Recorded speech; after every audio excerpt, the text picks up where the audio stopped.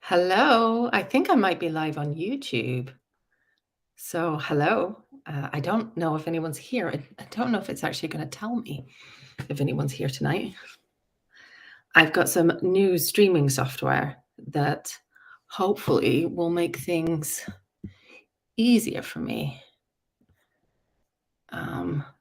But I don't know if you're here, can you say hello and say where you're from? Because I have no idea what's actually going on. Or if anyone's actually here. Doesn't look like there's anyone here. I've just checked in on my phone. That's why I'm looking down at to see. So I'm hoping some people come because I did put it in my community tab that I was going to do this tonight. It's been quite a fun week. I put out a really nice video. Well, I thought it was a nice video about flashbacks, and I've been got some really nice feedback about it as well. Hello, so there's someone here. So hello, whoever you are. If you say hello, hopefully I will be able to welcome you and welcome to my channel. Thank you for joining. Yeah, I got some really nice feedback about the flashbacks video, but a lot of people saying that, flashbacks don't always look typical for survivors of abuse. And that's true, because very often the flashbacks are dominated by really intense and strong emotions or very strong physical sensations. And they can sometimes be diagnosed as panic attacks. And hold on. I should be able. It works. Hello, Journey. It's so nice to see you again. How are you? How are you doing? And hello, Sweet to Sour. So do you guys like my new streaming software? So I got some streaming software so I could put your comments on the screen. And it's also allowed me to put a little disclaimer up there, which makes me feel a little happier. To be very clear, I'm not giving clinical advice to the entire world via YouTube, because that would be risky. But yeah, it will be great to hear your feedback as to how you think it looks and whether it improves things for you too. So, oh, thank you. Thank you.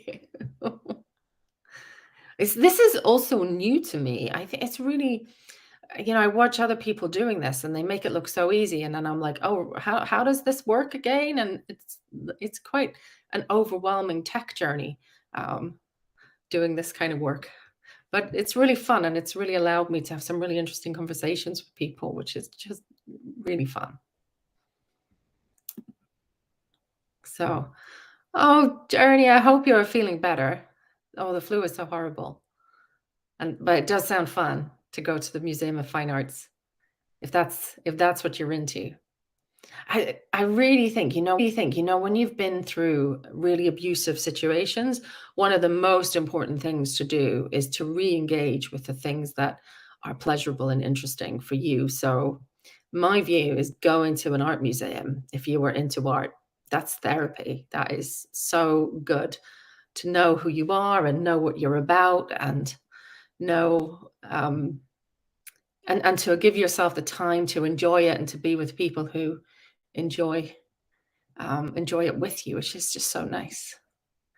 So what are you referring to there, Sweet to Sour, that you think it's overwhelming? And I'm glad you're feeling better. But I'd love to know what Sweet to Sour thinks is overwhelming at first, but then it gets easier. That's true of like everything in life. It's overwhelming at first, but it gets easier with time. Yeah, it's such a key part of recovery, is to get to know other people and reconnect with maybe friendships or relationships that have kind of gone a bit quiet or that you've lost in some way, and then make some new friends. It's quite amazing how much you you can grow and develop, and how much is out there. Because I think sometimes then when people are in really difficult relationships, they imagine, well, if I was on my own, I'd be so, so lonely, and I wouldn't have anybody. Um, and it's true that sometimes the end of a relationship is an incredibly lonely time, but it's also quite amazing how the world almost seems to meet you, that if you when you do leave, when you do move on, you will form new relationships and new friendships. You certainly will. I always say to people when I'm working with them, like, you know, at some point during the time we work together, you may meet someone new. And they always say, it's never going to happen. And I always say, okay, yeah, maybe. And if I'm working with someone for a long period of time, it usually does happen at some point. Um,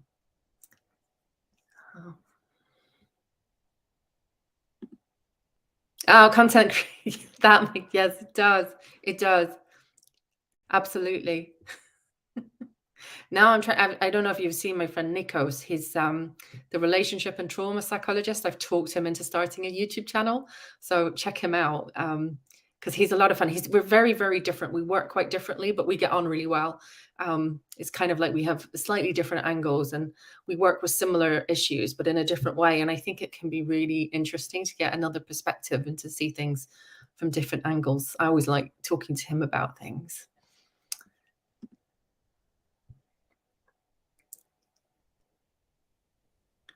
Oh, Journey, you reached out to your former classmate who your ex hated. It's bonding, isn't it? When they're like, he was an asshole. He was. Um, yeah, it's amazing. If you reach out to people, you take the risk, you'll be really, really surprised at kind of how easy it can be sometimes to make friends, to reconnect with people, and how open people are to you. And I'm so glad. I'm so, so glad.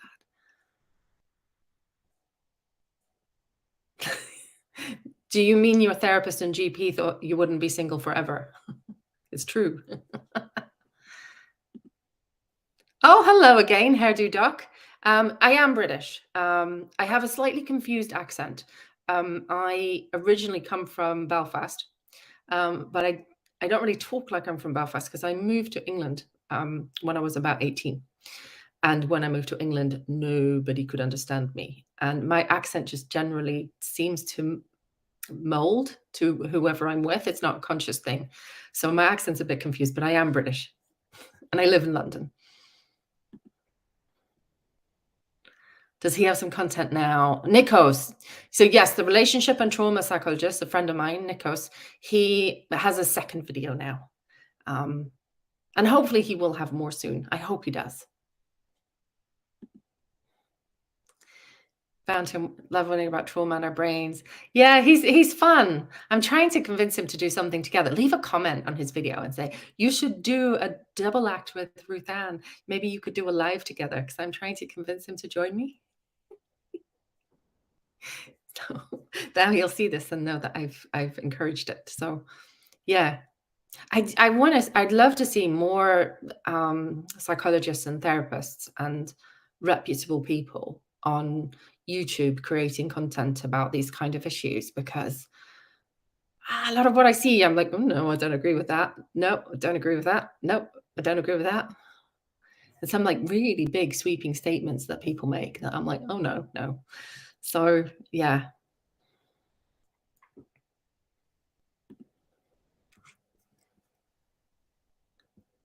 See, you relate. See, does your accent change? This will make you laugh, Journey. When I started making videos, I made a few just for myself, and I had like 6 different accents in the one video. So it's really, really weird. So my accent does change. And then I think I read somewhere, and I don't know if this is true or not. I mean, I read it somewhere on the internet, so take it with a pinch of salt. But if you're quite an empathic person, you will tend to mirror more the people you're talking to, and your accent will change based on who you're talking to. So that's interesting. What I also noticed when I was making videos, which it was just me talking to the camera, and I wasn't putting them out. I was just kind of trying them out for myself. That I could almost tell where I'd learnt things by the accent I said them in. So my supervisor is American, um, and sometimes I'll say things and they'll sound a bit American. Um, and I've had some very, very English supervisors with very English accents, and that's how I sound based on who taught me things. So yeah. What would you guys like to talk about? You guys are like big like commenters on my videos. I'm so grateful. It's so encouraging to get your comments and to have some engagement. It's such a nice boost for me. Um, and it's great.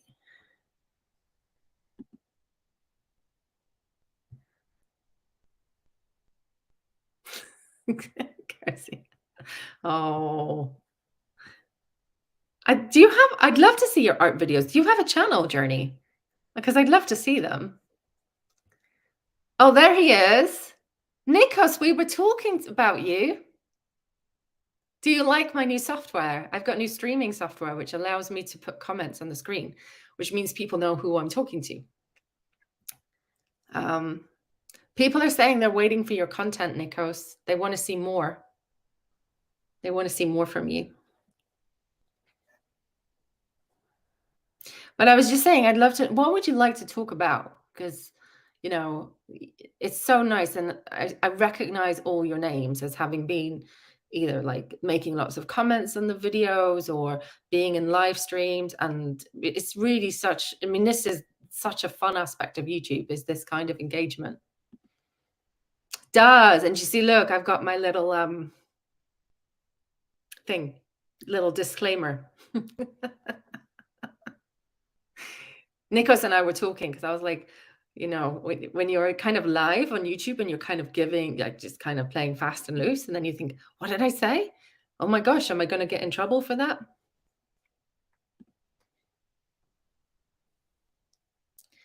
Come back to YouTube, Journey. Come back. Yeah. Did you get burned out before? It's draining, isn't it? When you're like making a lot of content, you do kind of get a bit like, oh gosh, how much am I going to make here? I try to keep it in check. But actually, I prefer doing lives than just talking to a camera, because I like the interaction, which is really nice. And I've done a few interviews, and I actually find it much easier to interview and have a conversation with someone on video than to make a video. But anyway, this isn't a content creation channel, so I should probably talk about relationships and narcissism. So tell me what you'd like to talk about. I am open to suggestions. It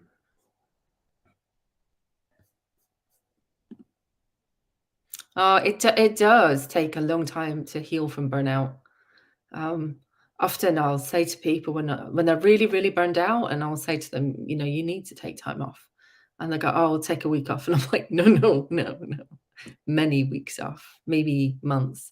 And I think even then it can take a long time to recover. And I think you've almost got to find, there's that initial stage where you rest a bit, but then you've almost got to find something that engages you, but doesn't exhaust you, something that really sparks an interest and makes you feel a bit alive again when you've been really, really burnt out. For sure. Yeah. So, something I have, let me see. Sweet to Sarah, what would be your advice on how to help someone with a personality disorder to become more aware of their behaviors? People ask me on my channel, but I said lead by example. I suggest therapy. How come I haven't seen your channel? I didn't know you had a channel. I'm going to check your channel out. I will. Okay. So how can you become more aware? Well, the fact you're asking that's a great start. The fact you're asking, you want to be aware, that means you want to be aware. And I would suggest that you would just start by observing. Just observe day to day what goes on. And you might want to think, well, what are the things that are an issue for me? And hi, Isabel, and it's good to see you too. And Nikos, I would love to hear your thoughts on this. So I was, if you think about what are the things for you that seem to be causing you problems, is it that you're finding yourself self-harming? Is it that you find yourself losing your temper? Is it that you find yourself becoming really, really withdrawn and cut off from things? Like, what are the things for you that seem to be more of a problem? And without judging yourself, I think the real key in doing this well is not to judge yourself, to really take a compassionate view on I'm suffering and I'm in pain, and what is it that's going on for me? And if you can get really interested and really curious, you can start to observe yourself and start to see, well, when do these things happen? What's going on at the time? What am I thinking? What am I feeling? What am I doing? How are all those things affecting me? And you can also kind of get really interested as well. It's like, when else do I feel like that? When else have I felt like that in the past? And as you get really interested and curious, you'll start to become much, much more aware of your behaviors. And hopefully, I would hope, much more compassionate towards yourself and able to kind of take a step back and reflect on them without getting so caught up in them. And if you can do that, if you can take that sort of slightly more, I don't know, outsider perspective and see it, you can start to kind of reflect on it a little bit differently, which is incredibly helpful.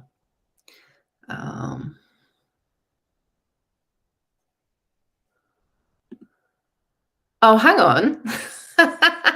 I thought, sweet to sour, I thought you meant how someone with a personality disorder could become more aware of their behaviors. Not, but maybe you're asking, how can you be more, help someone else with a personality disorder become more aware of their behaviors and the impact they have on you? Oh, now that's more challenging, for sure, because we never really know what someone else's internal experiences are. But I agree with you about leading by example. And I think, I work with mostly cluster B personality disorders. That's what I'm good at. And that's what I tend to work in. And I haven't met anyone with a cluster B personality disorder who doesn't have a lot of shame, a lot of self-blame, and a real lack of self-compassion. And if you want to see a lack of self-compassion, the people with NPD are off the charts when it comes to lacking compassion for themselves.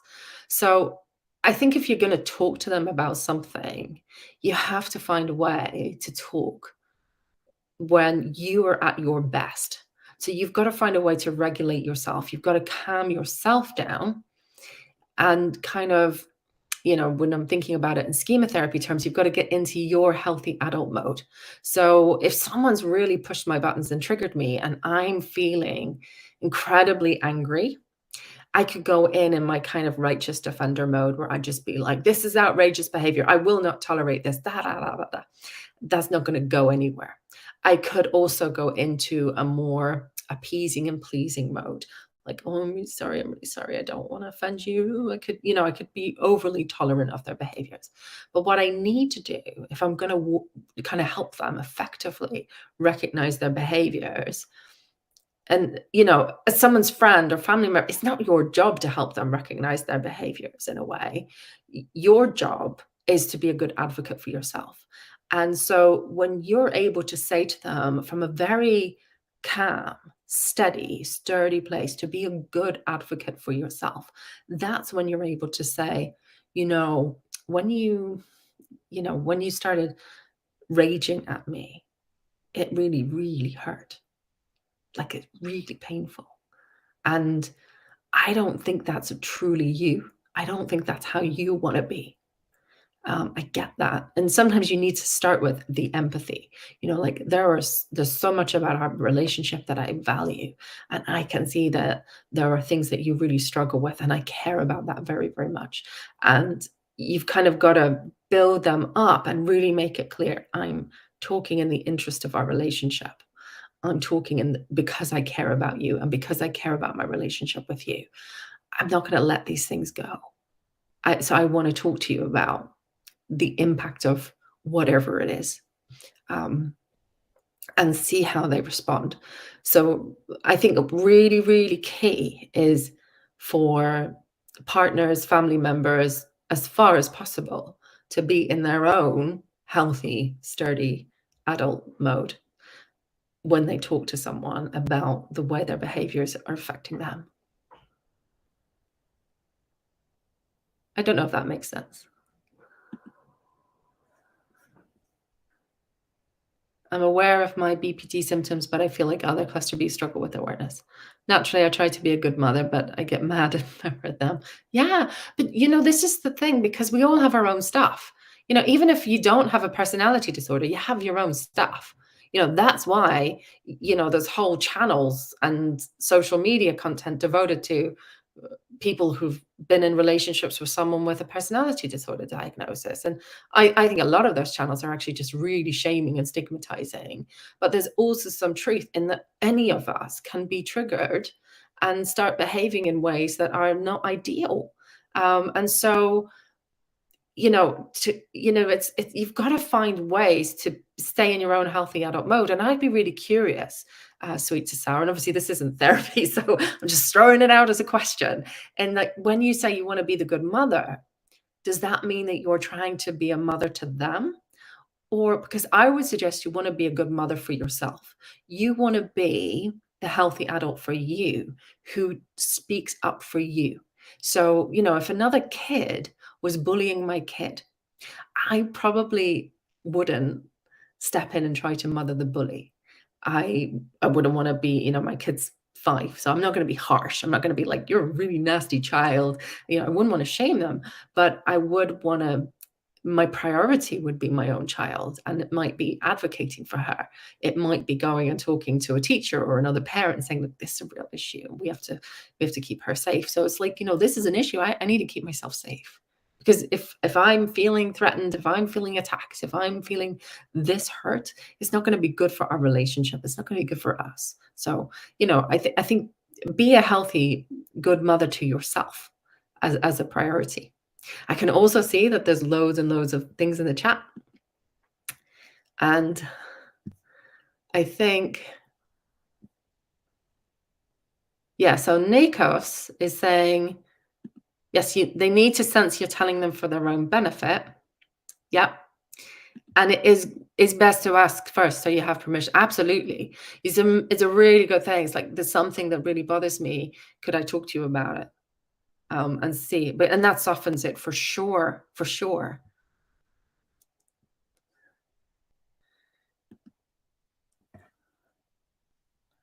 Isabel saying there are people who are self-aware and do not care. Yes, that's true. That's true. And they're abusing dysfunction serves their needs. They continue. My next narcissistic ex accused me of projecting. Yeah, just because someone's aware doesn't necessarily mean that they care.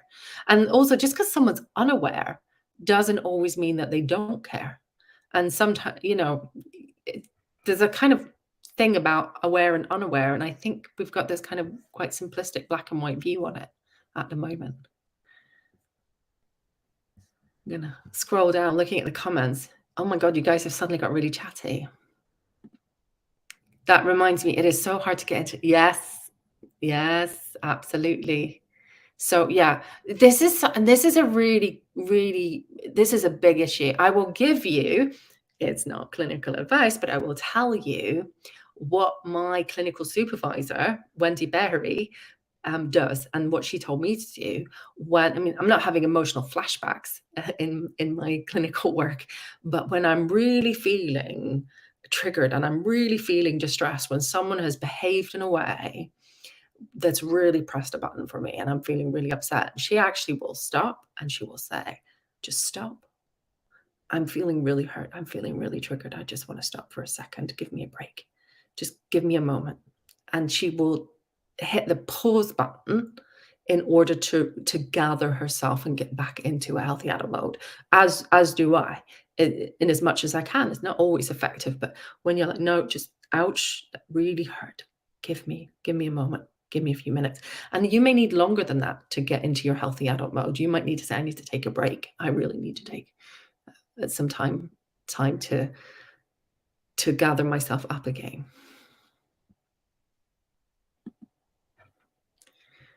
So sweet to sour is best if they ask you first, so you have permission. That's a great point. But they may never acknowledge it if they're consumed. Yes, it's true. So people may not acknowledge if they're driven by shame and their goal is to preserve their self-esteem. It can be really, really difficult. But that's not your responsibility. Remember, your first responsibility is to taking care of you and your needs. And you can't take care of a partner who is hurting you and abusing you. There needs to be some reciprocity. Um, Sometimes, you can say something and the person may go away and think about it. That, it's not instantaneous. Um, but it's not our job to fix anyone else. So you can only be a good, healthy advocate for yourself and ask for the things that you need and be clear about your boundaries and what's acceptable to you. If the other person isn't able to or isn't willing to change their behavior or acknowledge it, and I think acknowledgement is key because all of us are going to behave in ways that are not ideal in our relationships on occasion, personality disorder or not. We all do that. But if you can acknowledge it at least and say, "No, I know I have a problem with this behavior. I know it affects you. I don't like that it affects you like that, and I do want to change it." And if there's some honest acknowledgement and willingness to admit the mistake, to apologize, to admit that there is a problem, I think that goes a long, long way for a lot of people. But if they don't, you can't fix everything.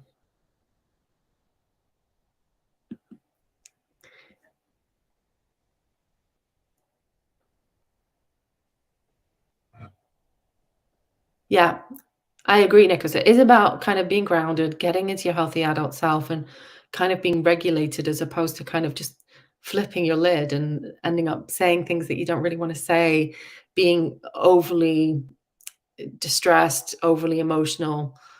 And I'm not saying that people are necessarily over emotional, but when you're communicating, because those are valid emotional reactions, but when you're communicating with someone about something difficult in their behavior, I think you do need to do it well, you need to be regulated and you need to be able to regulate your own emotions while you do it, which is hard to do if their behaviors really, really hurt you. It's really hurt, but somehow you've got to kind of tend to that injury and tend to those emotions and then discuss it with the person if you can. It's like you do need that break.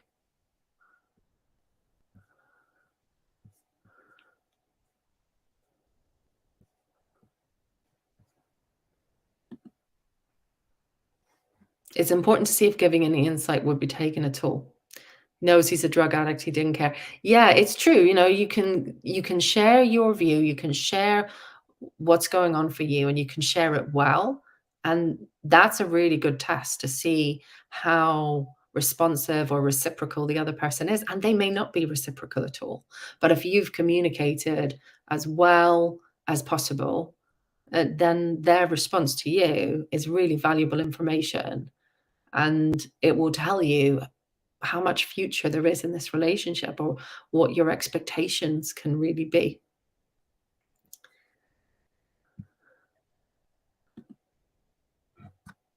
Yes.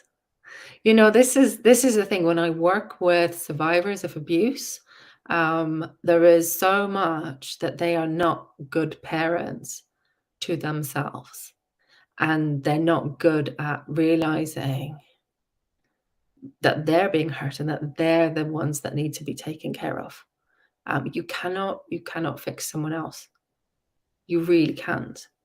And look, you can be in a relationship with someone who may have their own history and their behaviors may be difficult. But if you can be a healthy parent, healthy mother, healthy father to yourself while in that relationship, you're going to be much better at being a good advocate for yourself. And yeah, maybe the first thing is to focus on your own little self, rather than trying to get someone else to heal.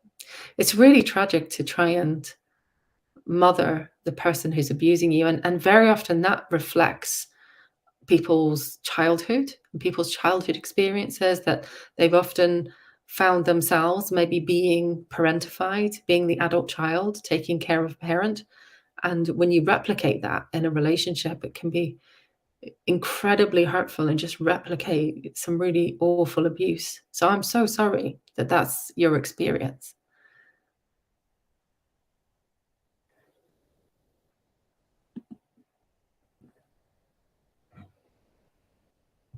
Yeah, it is. It's look, it's really difficult to temper strong, strong emotions. It really is.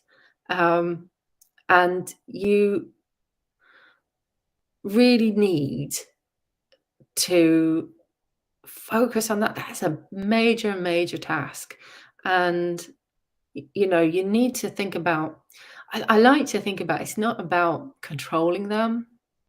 It's really about caring for them. It's about taking really good care of yourself and really nurturing yourself and like treat yourself like, if you imagine a little child who's been bullied, a little child who's been abused, and how you would take care of them. That's the kind of approach that's really helpful to take. Oh my god, you guys are so chatty tonight. I can't keep up.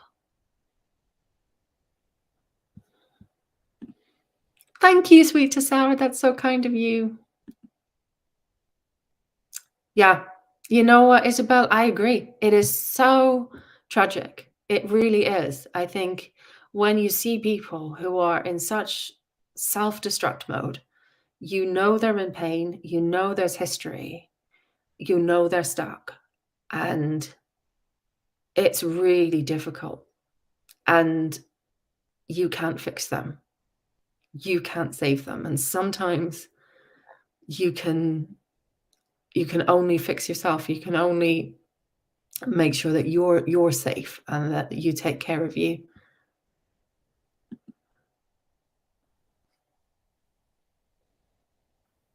I'm not sure what you're referring to, their journey. Is that I've lost track of the conversation. Let me know what you're referring to.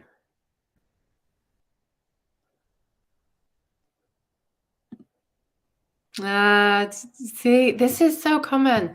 Learn to take care of someone else's needs, and it's really, when you're little, you don't take care of your parents' needs. It's not your responsibility.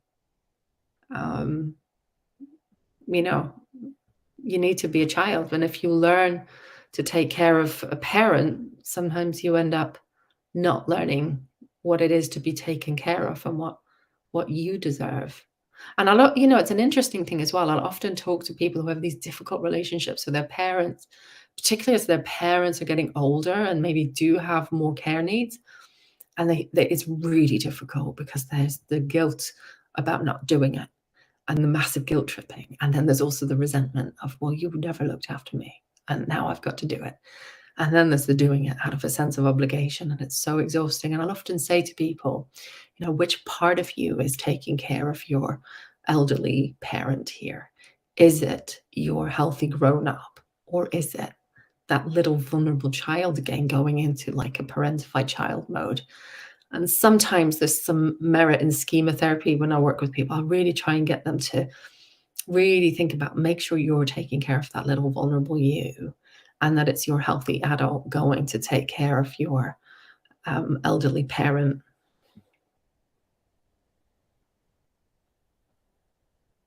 I think I might make a video about that later. Would you say people with NPD have a level of delusion? Your ex has a history of dysfunctional and domestic violence against his exes. He always does smear campaigns, but he blames anyone but himself. Oh, I'm not sure if that would be delusion, as in like a psychotic delusion, but I think, the drive in narcissism is very much about preserving a sense of the self is good or is spectacular or is amazing. To admit that you've done something hurtful, harmful, bad feels soul destroying. It's like immensely painful and it's annihilating.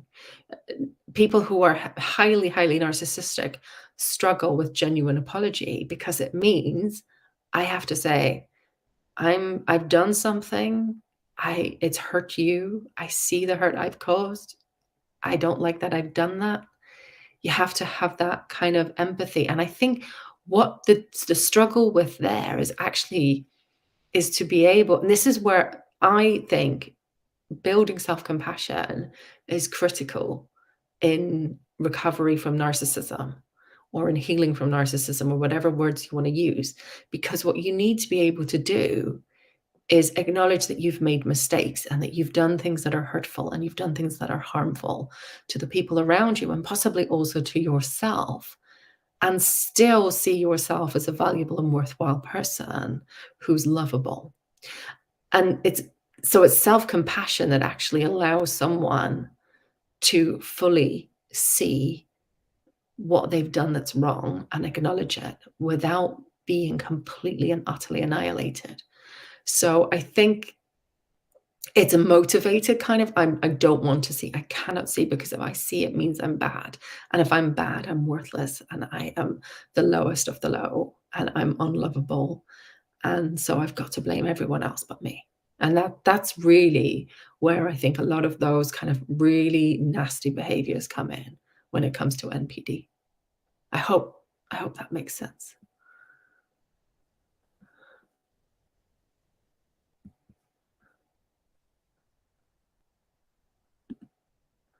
So Nikos, you should join me and share your wisdom sometime. So my hunch is that in giving feedback, there may first be a pushback for the reasons you mentioned. But if you are able to hold your ground, not get defensive or retaliate, the other may very well eventually listen, because most people would not hurt others if they can help it. Yeah, and you do have to be persistent, for sure. But sometimes it's interesting because when I work with people who are in these kinds of relationships where there's a lot of emotional abuse, what they've often done is they've gone really quiet and they're tolerating and tolerating and tolerating. And when I help them to get more assertive about their own needs, when they get really good at caring for their own little selves and they become a good advocate for themselves, the writing's on the wall for the relationship, because it cannot continue the way it is. So it really is an invitation to the person, join me and let's work together, or I need to protect myself and I need to take care of myself. So not always will they listen.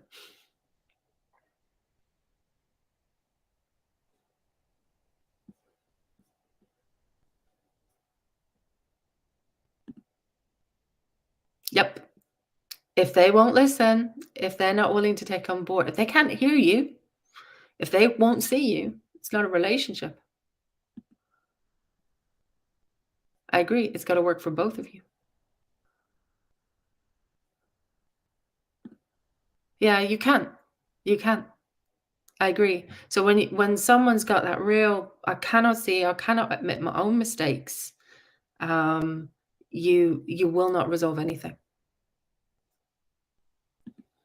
So Nikos, I think Ruth has mentioned this somewhere, that if the other is not interested in feedback about hurting you, yeah, that may well be a red flag. That's a red banner right there. 100, there was never a solution to a problem, even simple things. He couldn't be accountable and honest, see things from another point of view and justify anything I left him to it. Yeah. If they're not willing to see things, even if they don't agree with you, if they can even acknowledge that you may see things differently, that you may experience things differently, then there is no relationship.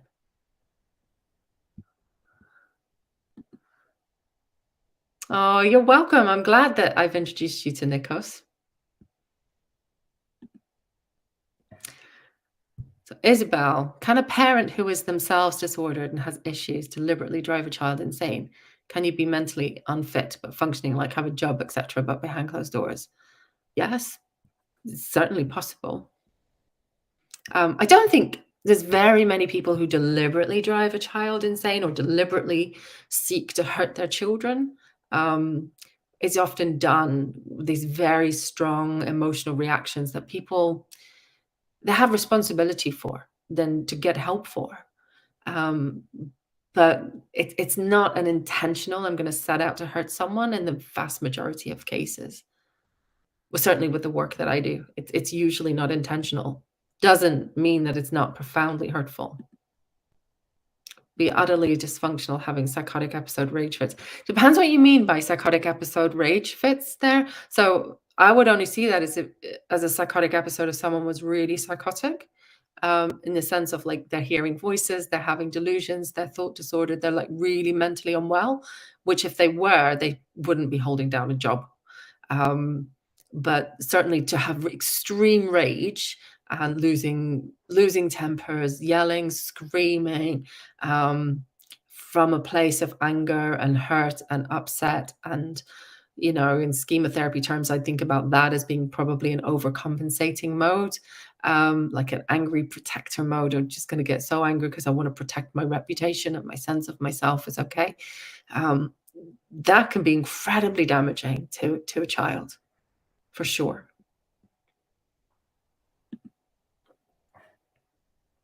Ah, yes. Oh, now I get it.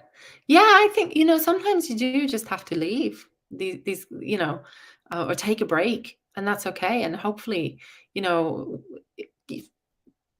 saying it out loud, particularly if you're around people who are supportive, can also be really, really helpful because then have the experience of being in this situation. In your flashback, you're in that emotional flashback where you're feeling probably very hurt, very attacked, very angry, very upset, all of whatever the feelings are. If you're feeling those things, but you're with people who are in general caring and supportive of you, that can be a really helpful experience to have. And especially if they respect your boundaries. Do narcissists tend to fake that kind of empathy in the beginning about not trying to hurt you? It's hard to trust people again because certain behaviors only come up years into the relationship. I don't think it's necessarily faking or pretending. All of us are in best behaviors at the start of a relationship.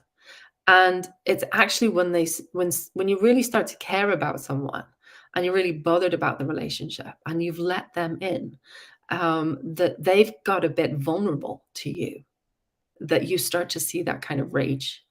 I can't comment on your particular situation, but in general, um, people who are highly narcissistic can behave themselves and they can be charming and nice, and I don't think they're inherently bad people or that somehow that's the fake part, and the real part is that raging hurtful side of them that comes out later. I think actually what happens more is that they get close to you, they get emotionally attached to you, and then they're terrified that you're going to reject them, you're going to see their flaws, and then they have to become incredibly defensive to protect themselves. And that's what causes all of those really hurtful behaviors. Of course, the great irony is that is the flaw that they want to hide from you. And it's the thing that's going to drive you away. So yeah, I don't know. I hope that makes sense. I don't think it's faking it in the beginning. I just think they're not close enough to be vulnerable enough to start worrying so much about what you think of them or to worry about you rejecting them or leaving them.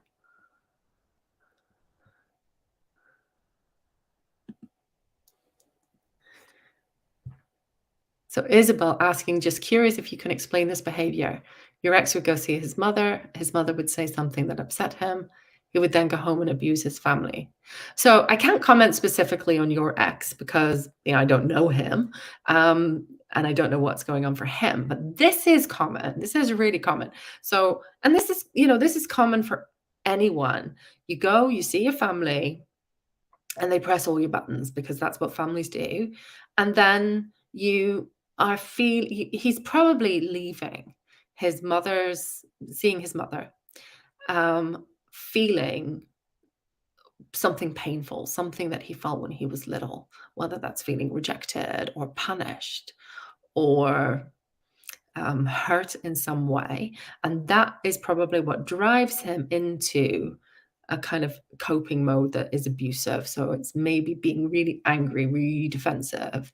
And so when you feel like that and you feel I'm so defective to the core, I'm something really hurtful going on, then you go home and you're in that mode and you get close to someone else that you're close to, and then it all comes out. Does that make sense? That answer your question? Let me know.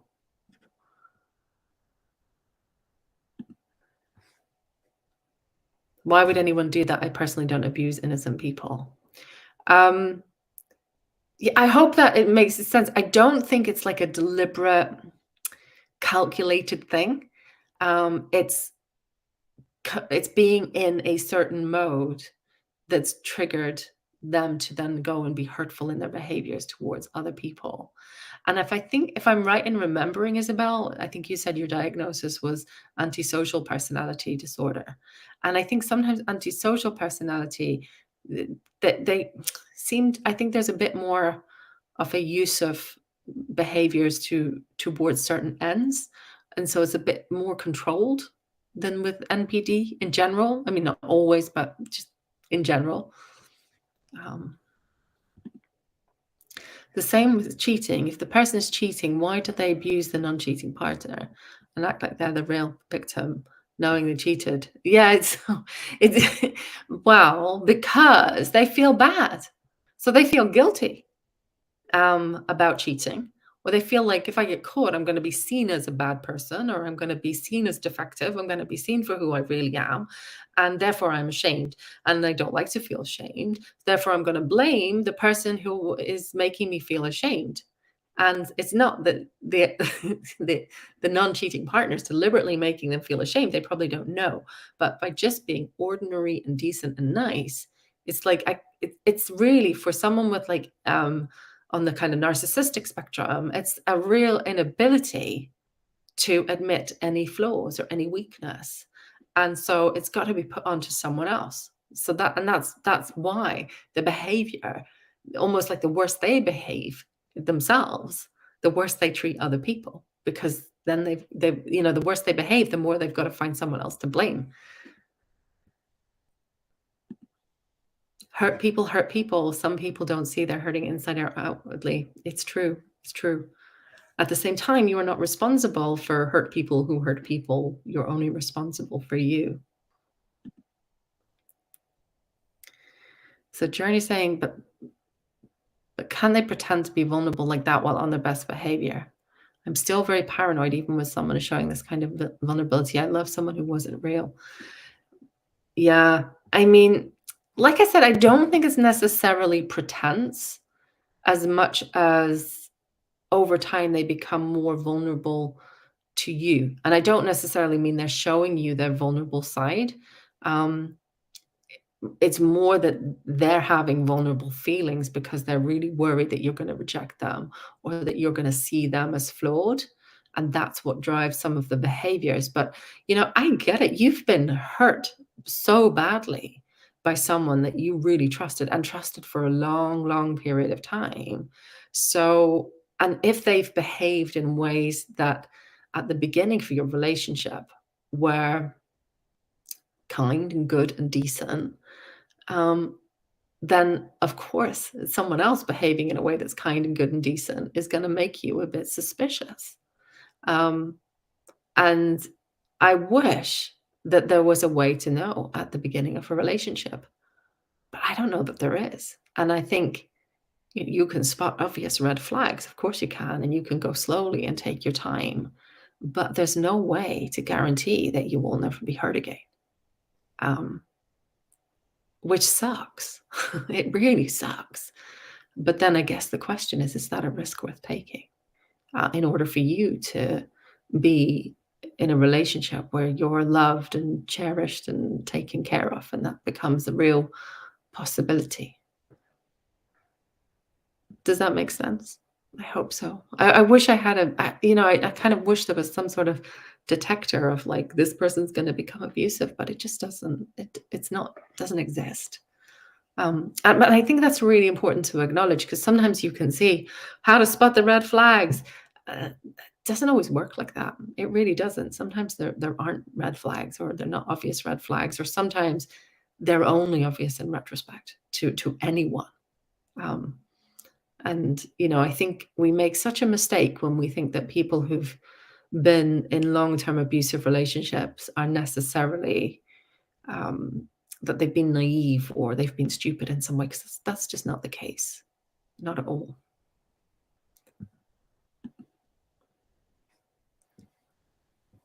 Yeah, that's some more antisocial style of being able to control your emotions and then quietly rage until you have a real opportunity to hurt someone.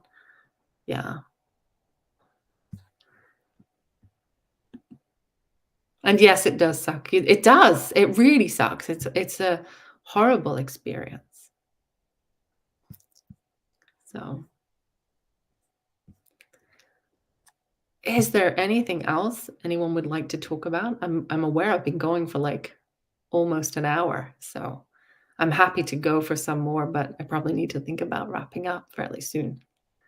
So if you want to say something, take the chance and say it now.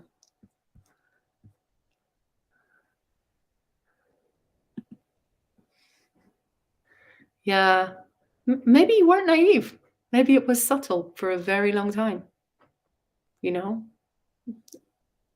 I think the challenge really for anyone who's been in that kind of relationship, which has turned sour, um, is actually not blaming yourself and not thinking that you did something wrong or that you didn't see something obvious or that there was anything you should have been able to see. Because, you know, it's just not like that, unfortunately. But if there's no other comments, I'm gonna. But there are more comments. Let me have a look. Isabel saying, "You have too much empathy, Journey. People humanize themselves to manipulate you to have pity for them." That's a possibility. Some people might do that. There are people who are quite deliberate in doing that. I don't know if you've seen the Tinder swindler, but he does that 100%. He did that. He deliberately um, manipulated people into in order to control them. And he was consciously and intentionally committing a crime. And he was defrauding them out of thousands and thousands and thousands, like the life savings that he took. There are some people who do that, but there's also people who it's not a deliberate thing. It's not a deliberate attempt to do that.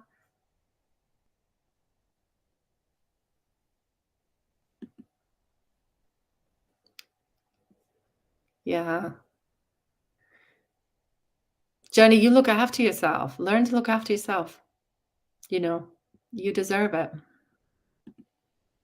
You're so welcome. Thank you so much for joining me. It's really been a lot of fun. Um, and it's great fun to interact with you. And actually, I think I prefer doing lives than making videos because it's nice to have the interaction and to hear what people think. And Isabel, people do whatever they do and show you who they're. Oh wow! So you obviously picked up on something in him from the beginning, for sure. Yeah, it may well be partly deliberate. Who can tell? I mean, I can't read someone's mind, so you never know. You're so welcome as well. So thank you all. Yeah. That's also true. So sweet to start saying I wouldn't assume everyone is doing it deliberately. Yeah, I agree. I agree. Some are not, and you can't tell. You can't tell someone's inner motivation. You overshare because you've been traumatized, not listened to. Yeah, it's common. It's really common. And sometimes we can learn that sharing some of our vulnerability can draw people in. And when I'm working with people who do that in their romantic relationships, when they're dating, I'll often say, who went on the date? Now, which part of you went on the date? Was it the show off? Was it Mr. or Miss Impressive? Was it, or did you bring your vulnerable child and parade your vulnerability in front of people you don't know? Because that's something some people do. And, when you put it like that, sometimes people can start to rethink things.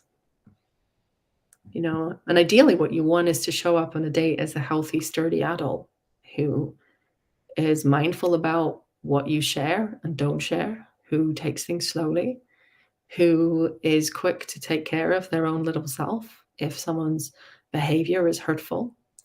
So yeah, I love doing schema therapy with people who are internet dating because it's such a lot of fun, and you see all the modes, all the modes coming out.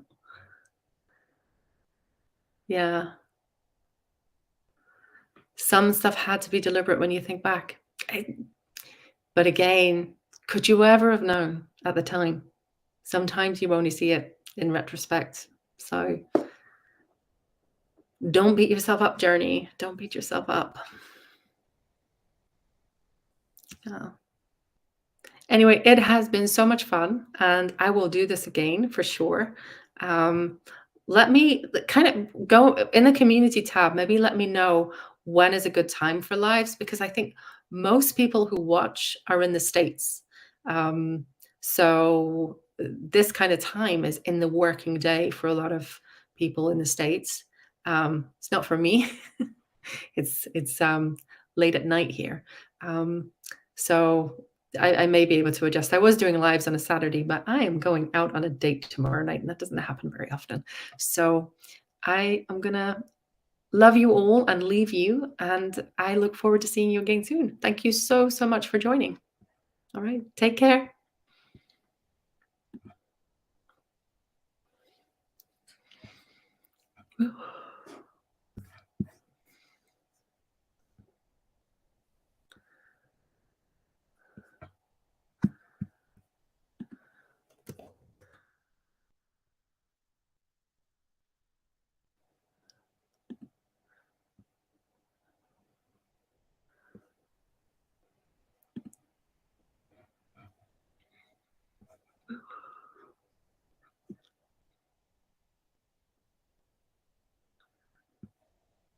Hasn't stopped.